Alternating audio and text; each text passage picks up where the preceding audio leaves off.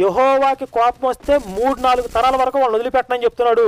మరి యేసు చెప్తున్న తండ్రి ఏమో దుష్టులకి కూడా ఉపకారిగా ఉన్నాడు. అంటే యెహోవా తనని ఎవరైనా ద్వేషిస్తే వారిని మాత్రమే గాక వారి పిల్లల్ని, పిల్లల పిల్లల్ని, వారి పిల్లల్ని కూడా వదిలిపెట్టనంటున్నాడు. కానీ యేసు చెప్తున్న తండ్రి శత్రువులకి కూడా ఉపకారి అయి ఉన్నాడు. అది ఏ రకమైన ఉపకారము? శత్రువులకు కూడా ఉపకారిగా ఉన్నాడని యేసు చెప్తున్నాడు కదా, అది ఏ రకమైన ఉపకారం అని చూస్తే యోహాను సువార్త 6:63 యేసు అంటాడు, నేను మీతో చెప్పిన మాటలన్నీ ఆత్మయు జీవమునై ఉన్నవి. అంటే యేసు తాను బోధించిన బోధలన్నీ కూడా ఆత్మ సంబంధమైనవి, జీవ సంబంధమైనవి, భౌతికమైన ఈలోక సంబంధమైనవి కావు.